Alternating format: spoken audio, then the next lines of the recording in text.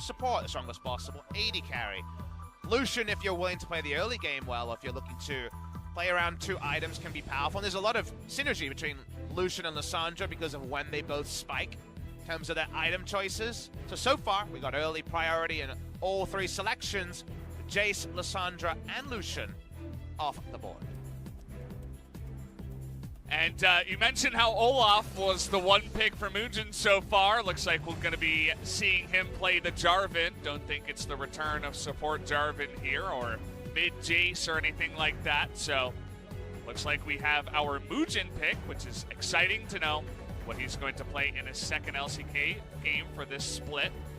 Second LCK game ever, right? This is a player who was around the Korean scene but never really made inroads. Famously went over to Red Bull in the Challenger Series in 2017 and played with Tal, and is still with Tal, but amusingly has never been reunited with Tal when it comes to LCK games. They actually haven't played a game together. Maybe game number 2 if Hanwha Life go down in game number 1.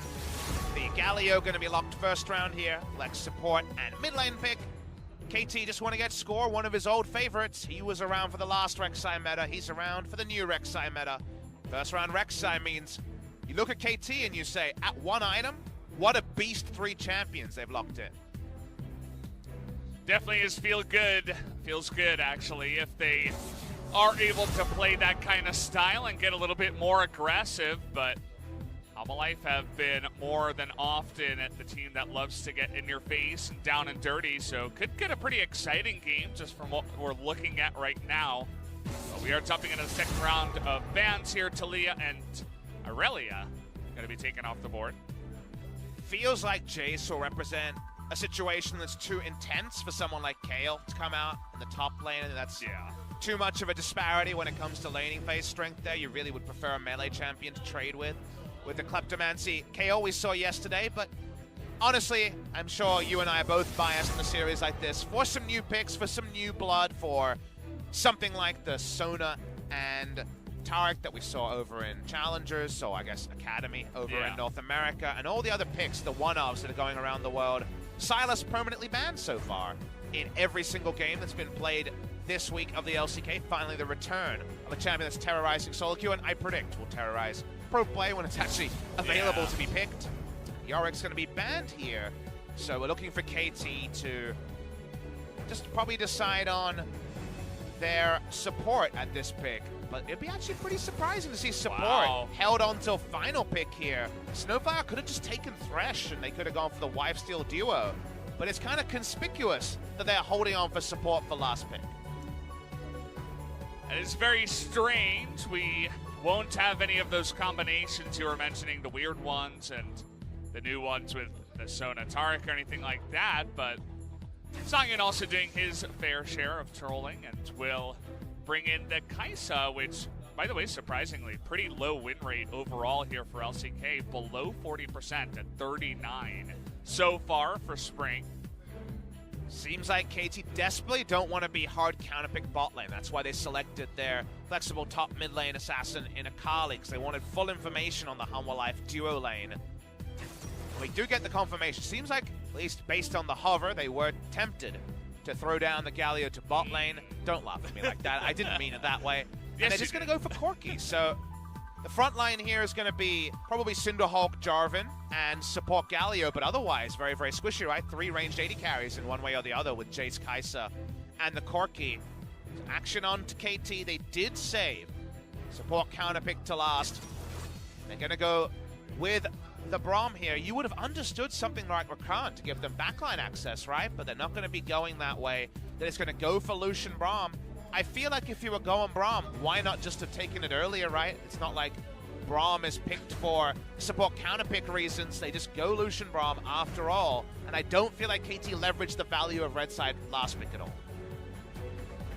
Yeah, I mean, they clearly did not, and it's pretty uncommon to see in the LCK. It's even the play-by-plays can come in and do their own version of the pick ban analysis and say, oh, they're probably going to save that last pick for the counter pick, but KT not quite doing it this time around. Because you think about what they learned with the Akali being locked in, they learned 2 more 80 carries. So when you think about, all right, how do I deal with 2 more 80 carries? Well, ability like a Rakan to get in there, right, and engage on them. Instead, it's Braum, who's picked for Lucian Braum laning strength, and maybe a little bit of poke denial, right, with the Unbreakable. So it's not like they leverage the extra information for something meaningful, given that actually Hanwha Life revealed a lot about their draft in the second round.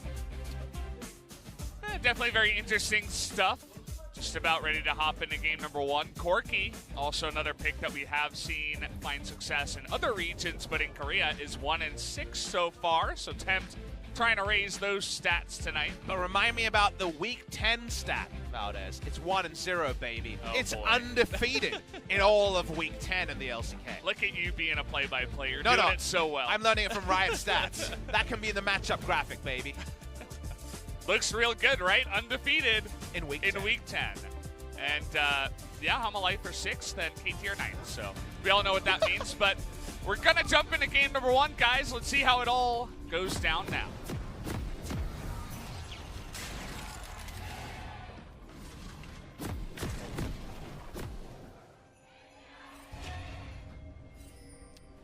Getting the passionate fans here, supporting their team up until Week 10.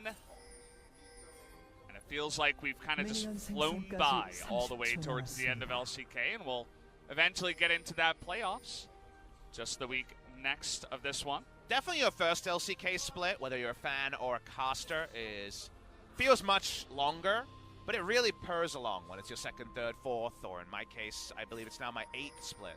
Casting the LCK, so 2015 spring. From there to a year, so yeah, we're my 8th split now. Jumping on to Hanwha Life, and it's Mujin's second game only, right? So I'm sure he wants to show something for himself for this season. Only played a single game of Olaf. In fact, worrying sign for Hanwha Life is that So1 and Mujin have played 4 games, I believe none of them together, and have no victories between the two of them. So both looking for their first match victory. I'm not sure the tournament realm has Corgi available. I've already mentioned that I would prefer to court Corgi. Now, we have the Korean advertisement for the skin line between games, and I'm not saying that for sellout reasons. I'm saying that for something more important, as Hanwha Life actually late invade and score. Sadly, we'll have to.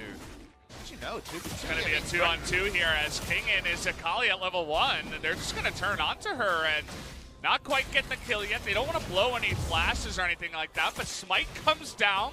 Score trying to stay alive here, but he goes down after the flash too. As that 2v2 did not go to plan for KT, but Hanwha off to a great start. Hanwha Life did everything right at that contest. Late invade into warding to make sure Rek'Sai was not there. KT did literally everything wrong. Look at the enemy. 2 champions. They have a Jace. He has more spells than you at level 1. Yeah. It's the same as if you see a level 2 spike. You don't try to fight them if you're level 1. Effectively, it was a level 2 champ and a level 1 against 2 level 1s. Doesn't work that way, Valdez. Look at the follow-up here. 2 Scores trying to just jungle and get 1 camp. He's going to get 2 small wolves, but that's it. That's all he's got right now is Mujin and Key off the push in the bottom lane. Going to invade again and take his other buff. Oh, just so poor in decision-making. And yes, one of those players is Kingen, who's his first split in the LCK. Or second split, I should say, but has played very few games. It's Score there as well, and I don't understand why they just didn't give it up. Go find a buff somewhere else. It's not ideal. You did pick a 1-item power spike comp, and you know the comms were, guys, let's get a huge lead early. But that doesn't need to spill over to level 1. You can vertical jungle. You can find something around the map. This is what we mentioned. So1, traditionally a tank-only player, but the one carry and pro play that he's performed on has been the Jace. And remember, 6-2 on Jin Air, mostly in his career, is actually a very good win rate. That it is, and I feel like he got a bunch of deserved bans towards him once he started to show that ability to play that champion. So not too surprising, but interesting that he gets it here. Remember that the 3rd ban was Tom Kench, so KT deciding, yeah, we're going to be okay with So1's Jace. I need to return to my sellout point from before. So Corgi not available today. I am a noted Corgi aficionado. I had a Welsh Corgi named Rumble when I was in Australia. But what I want to point out is in the Korean advertisement that I believe will be replayed between series, the Korean name for that skin is not Corgi, which I'm not a big fan of. It's not Korgi, that was my idea. It's Welsh Corgi, which is so good. Why is that not the English name? I don't know.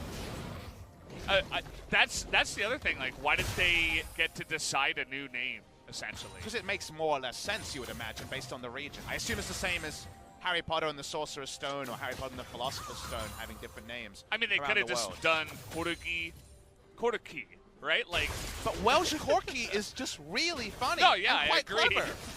It makes sense, but it was just interesting the naming decisions that get decided on between the two regions. If people are wondering and they're not familiar with dog breeds, it's a Welsh Corgi. Pembroke Welsh Corgi or Cardigan Welsh Corgi is the breed name of the dog. So Welsh Corgi is actually really funny. But no, sadly, not going to happen. Tempt, we, again, assume he can't pick the skin today, so we're going to have to wait for, actually maybe relegations might be the first tournament, because you would imagine playoffs is going to be on 9.6 in every region. Yeah, you would have to imagine. You see Score coming in here. He was bullied earlier on, and he's really sad to note that after all that, he just, Mugen just went into his own jungle and farmed up all the camps, so Score can't even find anything to steal or really do anything. Just gets a ward down on the Wolves, can't even get a gank up in the top lane. He's kind of just been running around on 4 camps, 16 CS after that early game. Mugen is so far ahead of him in gold, 500 gold. Ahead of him in the early game, and so many camps ahead as well, right? Consider that at 5 minutes 45, when very few camps have even respawned for the first time, he's 5 camps ahead plus. That includes Scuttles, of course, and I believe Score, who's usually on the inflicting end of removing Scuttle Crabs from the enemy, is the one who's going to be missing out on almost all of them this game. So Mugen, for his only 2nd performance all season, is certainly, and with it, we must admit, a little bit of help from Score, having a nice time out. Definitely having a good time so far, and the one thing that you'll find in solo queue nowadays, Jarvan is relatively popular, but he's so fast if he gets 1 or 2 takedowns and gets that, it's not the Ravenous Hunter, but the other hunter that makes you really Relentless fast. Hunter. Relentless Hunter. He will get in your face really quick, and you can see already has the 1 takedown and is relatively fast with just the boot, so he's going to get around the map really fast, be able to farm everything up, and just try to shut down Score at every turn.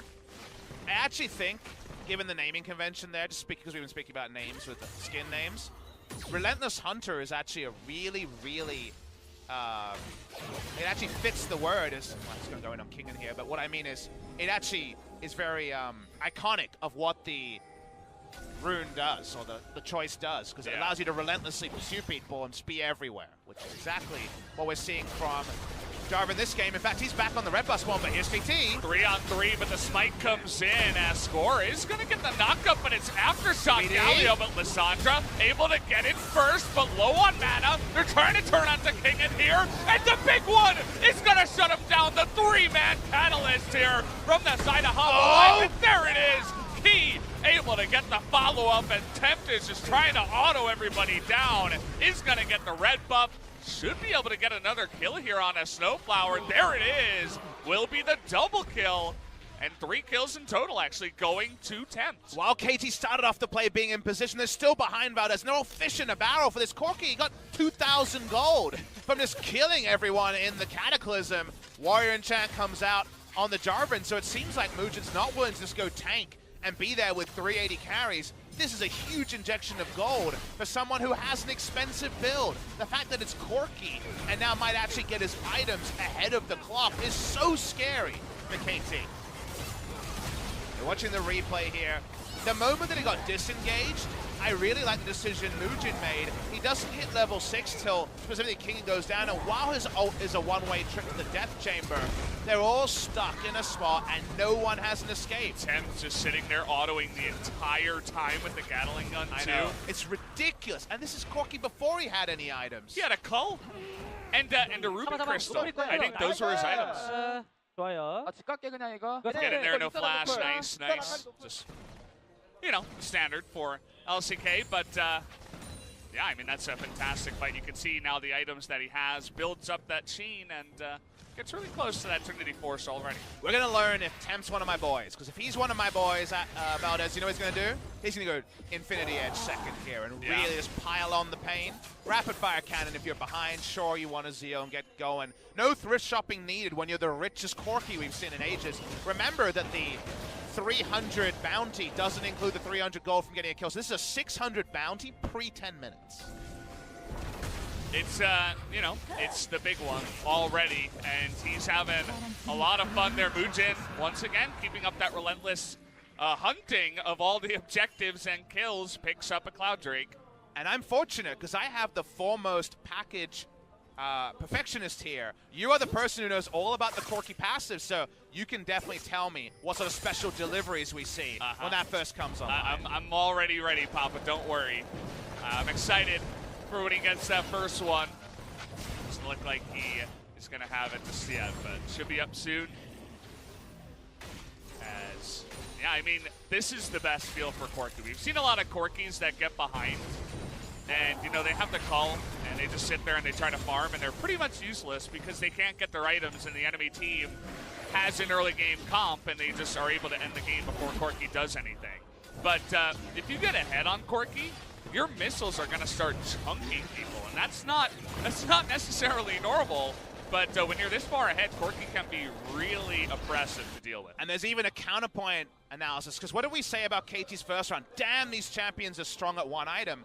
What happens when a Lucian or a Lissandra or a Rek'Sai is behind in items, Valdez? Well, then they don't actually inflict all that one item power spike pain at the times where they need to, and they get outscaled as the game goes on. We know that right now, especially the Rek'Sai, is kind of a warrior enchant in a dream at this point for score. KT are already unable to fight for any map objectives. Can go CS for CS. They do have some nice CS leads, but obviously in the mid lane, that's not going to mean a gold lead for the Lissandra. So given that, outside of Kingen, KT really need to regroup quickly, get vision down. That's what they can still do, is use their one item power spikes and early grouping to get down vision, and find a way to not allow multiple free objectives, specifically this Infernal at 14 minutes, to go to Hanwha Life without a very strong contest from KT. Imagine 3-0-1 Trinity Force at 15 minutes plus Infernal Corki. I mean, he's just going to be able to Valkyrie into people and start chunking them for half their health immediately. It's going to get pretty fun for Tempt. He's got some nice shoes as well, so he is certainly really, really big for 11 minutes. Normally, Corki, I remember when I first started playing in 2010, Corki was a mid laner, back before we had 80 carries in the bot lane. And the reason why I bring that up, Snowfire might walk up here, but the reason why I bring it up is there was some really good analysis of Corki that I read on the League of Legends forum, before there was even a subreddit. And it was, Corki's so pleasant to lane against pre-level 6, you know, he doesn't do a lot of damage, just farming. But then he turns into such a menace when he gets one item and when he actually gets his rockets to level 11. All of that analysis is much more front-ended here. The happy times, the happy farming times are over. This is already a very potent Corki, way earlier than the god of damage we know that Corki can unleash as the items come in. It's going to be fun for him as, I mean, BDD, normally Lissandra, going to be okay in this lane, especially if it's early, but I'm going to hold that thought as we're dunking onto the bottom lane. There's the Cataclysm straight onto Gango's face as Snowflower will be able to get out, but a nice combination to pick up a kill for the bottom side. That was actually a really good synergy there. Mujin held on to his ult for a long time as Sangyu went backline. Very well executed. Remember, it is Warrior Jarvan, not so much Cinderhawk Jarvan recently, and that might hurt them later, but it means they're more able to fight earlier. At this point, when they're the ones leading these plays aggressively, well, Kingen hasn't found a spot. We look for solo kills, and we really like Akali when she can hit the Gunblade power spike, but you have to be respectful against Jace early. His base stats are down, so you might kill him easier, but his damage is the same. So, for now at least, we are about 1,500 to 2,000 gold away for Kingen actually arming the Fangs and going in aggressively top. Galio's engaged, as reliable as ever, as once you get that first taunt, you know he's dead if he doesn't have the cleanse. As you were looking for that play up in the top side, nearly comes through. So-On is going to be able to get away. Not quite kill pressure yet, but very close to it, right? So Kingen will probably have to be stabilizing impact, and 4-1 is what KT are going to try to play. This is not a 1-3-1 draft, even though it's TP advantage on Lissandra versus Corki, because this Lissandra can't stay in lane against Corki in a long or short lane. as this game has started. That's the cost of the poor decisions in the early game. So because of that, they need to play 4-1 and aggressively find the picks that honestly should be reliable with the champions they've drafted. Here we go. Infernal is about to spawn, and already so much vision is being denied. There's that one ward that was able to sneak in, but it looks like Mujin, with the help of Key's control ward here, going to deny it. And there's only that one ward behind the dragon, but that's about to run out of time here. Plus the package on Tempt has been picked up with the blue buff he's about to get. So fantastic timing here for Hanwha to just take it and go. But this is not contestable by KT. They might try. It is insane to suggest this. We'll watch how that plays out, though. Score's trying something. Look at BDD trying to do anything to Tempt right now. You just can't even get close, as, just as you mentioned, there was no chance for them to get in. And you might say, Papa Smith, you told me. It is the one-item power spike team on the side of KT Rolster. They have early spikes everywhere. They want to take over the map early. The problem is, Valdez, this is the 1 out of 40 games where you rock up to the Infernal at 14 minutes, and the Corki has blue buff package, Sorcerer's Shoes Triforce, and level 11. Yeah. He is like the strongest possible Corki, and alone, everyone else on KT, in spite of what the champion select dictated, smartly says, all right, Mr. Corki, we cannot do anything to you. Yeah, I mean, that's why sometimes, you know, in solo queue, there's a lot more kills and crazy stuff that happens, a lot less teamwork. Sometimes the comps don't matter all too much. In the analysis, you can throw it out the window once the mid laner gets 3 kills out of nowhere and people start question marking in your team. So it's definitely that case here for Tempt, who is living the solo queue dream right now in this game against KT. But what do we learn from Chovy not being able to close out a game where he did a lot of damage? He really hates his life. He does have Aftershock, but it's going to get away with the Glacial Path. Remember that Corki is an only damage squishy champion who can be popped if Tempt takes a bad pass, so Tempt can definitely be shut down, and 650 gold go to an enemy. And also, as the game goes on, if his frontline dies around him, and his frontline is super squishy, Warrior Jarvan and a support Galio, there's also the chance that he won't be able to solo carry. So Corki, yes, the damage will be there, we know that, but will there be a position to actually maximize that damage? For now, it seems like the answer will be yes at every quadrant, but there will be a time where if he takes the wrong path, the equation can change for KT Rolster. And that definitely is the kind of way for KT to get back in this game, take a wonky fight and somehow assassinate Corki and just remove so much gold from the fight. As you can see, he's already up to 7,600 in this one. Attempted gank up on the top side by Snowflower and Score. You know, trying to play around Kingen, who has been finding some success in the lane, but not quite able to lock him down. Kingen doesn't have the item point we were talking about to actually allow him to go in aggressively. So I imagine next shop is going to be the Gunblade timing, and this might be the time to start rotating around. Put 2 people in his lane so that he no longer has someone to feast upon.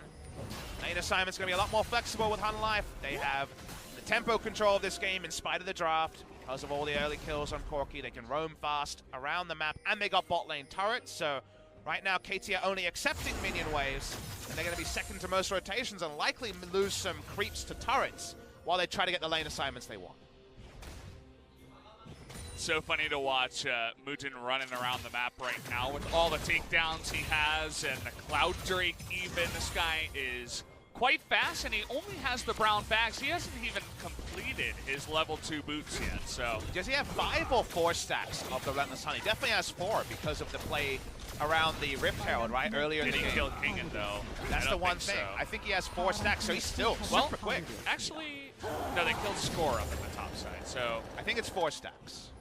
Could be wrong on that. It's at least 3, obviously, because we saw the kills come in, but I believe it's 4. Well, Kingen was in that fight at the Rift Herald, right? So. I mean, he has 100% kill participation, everyone's died, so we know it's 5 stacks. Yeah. That's the math play there. So he's just super fast, Valdez.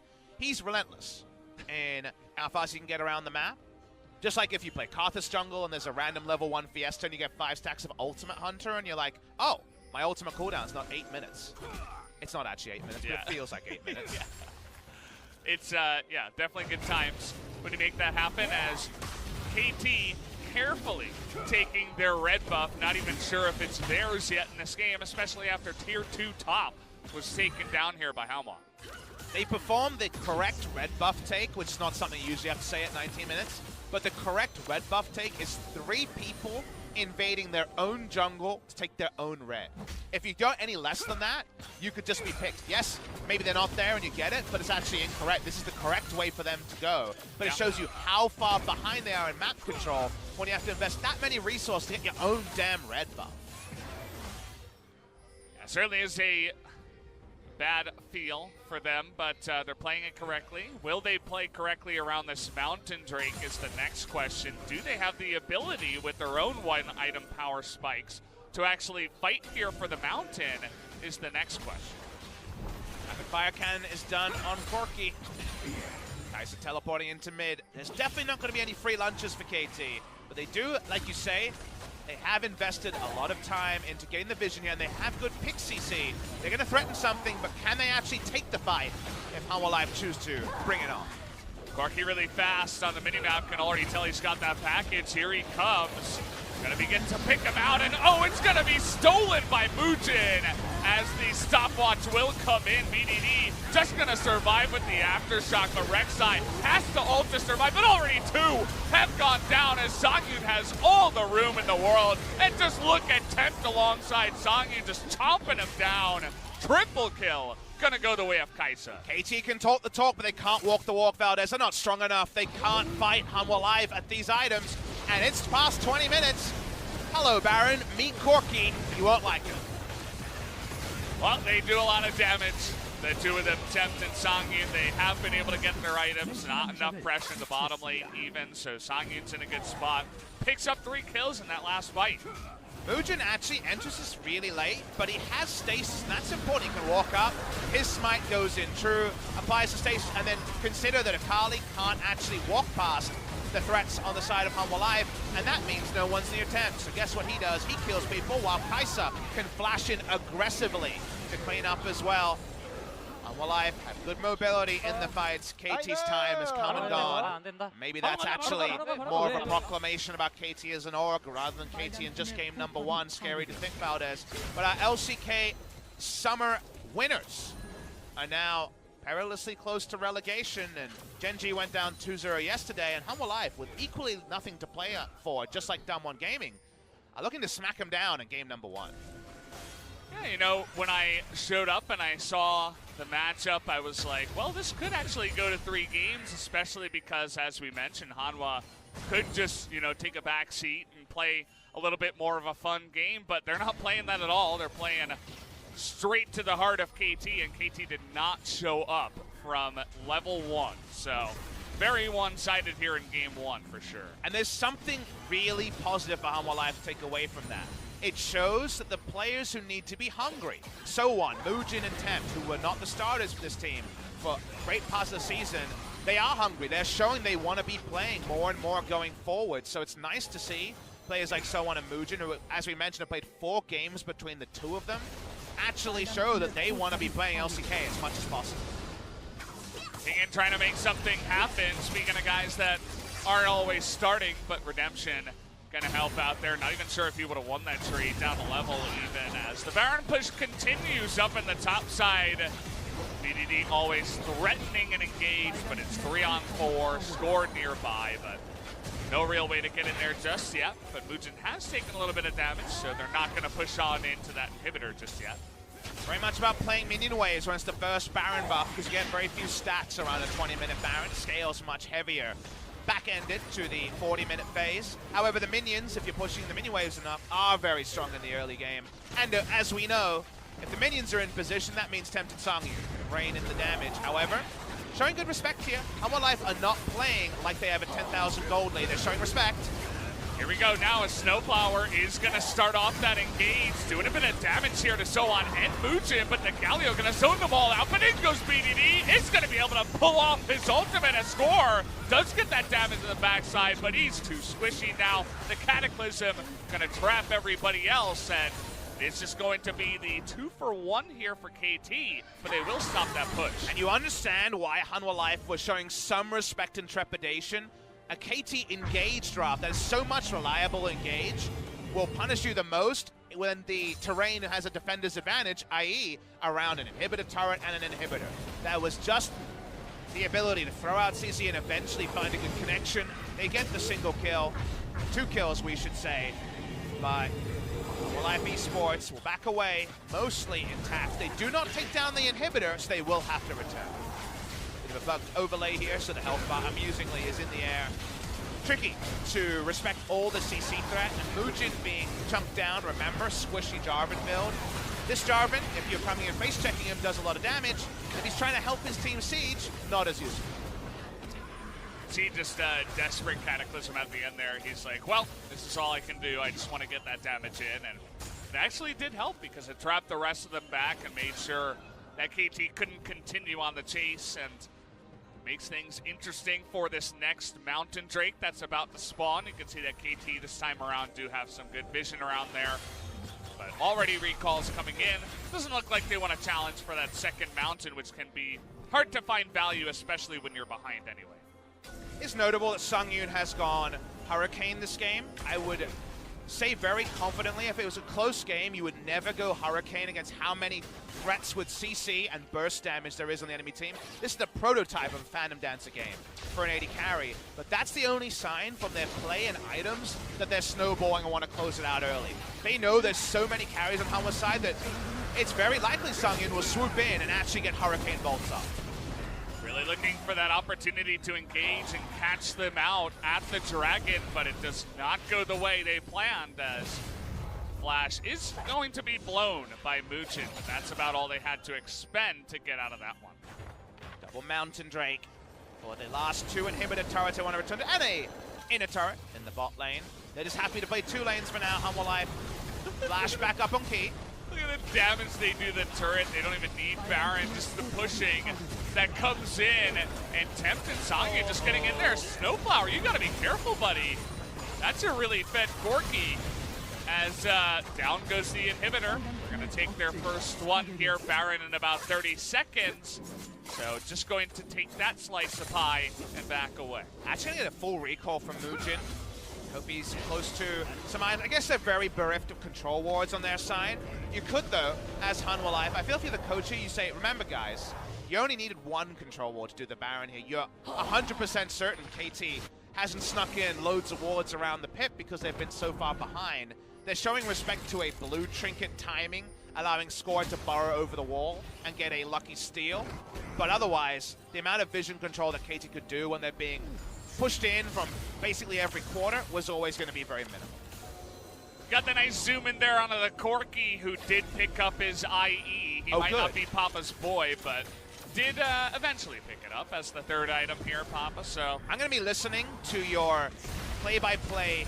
Oh, hold on. Hey, trying to burst him down, but BDD is just all alone here. Going to get dunked as... that was a bit out of sync there, Valdez. Really out of sync. Not sure what that was. But I want to hear the adjectives you use to describe how much damage 25-minute or 27-minute Corki will be doing, because I think a lot of the more large adjectives or stronger adjectives might actually be vindicated with how damn strong Tempt is right now. We'll see what I got in the chamber by the time we get there, but... we'll see if KT even put up a really big fight here, as now BDD down for 15 seconds. Should be back for the Nexus turrets, I suppose.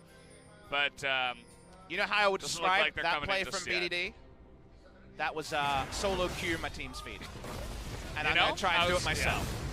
Yeah. He's trying, you know. It's hard when you're down this much gold, and you find an AD carry who seems to be alone. You got to take some risks, right? So, speaking of, Cullen comes out as BDD might be doing it again. Is the 2nd time the charm. As, okay. Well, that's going to land. Doesn't look like we're going to go in on that one, as super minions are hitting the Nexus turrets. Okay. As Hanwha Life going to be pushing on in, going 5v4 in a very wonky fight that nobody actually died in. They still do have Baron, though, for 2.5 minutes, so the push does continue. And, well, that's the big one, straight to the face. You also have the chase, as just from the poke damage, from this far ahead, Hanwha Life going to discourage KT quite a lot. Oh! As, what even happened to him. Where did he go? Okay, well, we do have the engage follow-up as they are going to get the stun here on the Zoan. Kingen just trying to survive in the backside, but he's got to stop watching a dream at this point, as he's going to go down, and Temp should be at that 1,000 gold bounty at this point, 700, whatever you want to call it. GG is going to go the way of Hanwha Life, who stomped KT in game 1. Zoan and Mujin pick up their first game victory of LCK Spring in the final series at Hanwha Life. Has been able to play. It was not until the season was over that we finally saw Mujin brought back into the lineup, and so on, also getting a starting spot. But the level 1 here from KT was super abysmal. It was really poor on almost every level. Yes, it was a 2v2, but the moment the vision went down on score, Jace has more spells than you. That's what happens with Nidalee and Jace. They've got that extra spell at level 1, and they just, as it should be, put him in the ground, took the buff. The counter jungling around it was quite inspired. I like to see Mujin returning to the reputation that actually made Mujin a respected jungler. Think back to MSI last year, where everyone was saying, wait, who's this Mujin guy? He's so damn good and so damn aggressive. That was the Mujin we saw in game number 1 for KT. To say the House of Cards fell apart quickly would be an understatement. They looked very bereft of ideas, and by the end, BDD was looking for flanks that were just never going to happen, or isolated kills. Nothing is isolated 25 minutes in when you have an IE Corki on the enemy team. This was a really sorry game from KT Rolster. Yep. Well, that puts it pretty succinctly as to what was going on in the early game there. Not sure what was going on in the heads of KT, but they're going to have to clear out the clouds that they came in with in game number 1 if they want to have a hope in hell, because Hanwha Life showed up today quite good. They had a plan straight from level 1. You can tell that they're trying their absolute hardest to win every single game, regardless of standing in the LCK or playoffs or any of that. They come in, they respect KT, and with the plan, they were able to, you know, quite nicely just destroy them here. 21,000 damage. 29 minutes will go the way of Tempt on Corki. And that number isn't cataclysmic, but remember that most of Corki's damage is back-ended because of magic damage crits and the fact that no one can itemize for a 6-item Corki. This was a 29-minute Corki doing 21,000 damage. If this game had gone any longer, which wasn't really possible with how far ahead Hanwha Life were, the damage numbers would have been super huge, but we're going to throw it to a break and see if KT can find anything for game number 2. Yeah, KT on blue side could still get invaded at the red. We'll see if Hanwha Life also has any other plans for KT in game number 2. We'll find out after this break.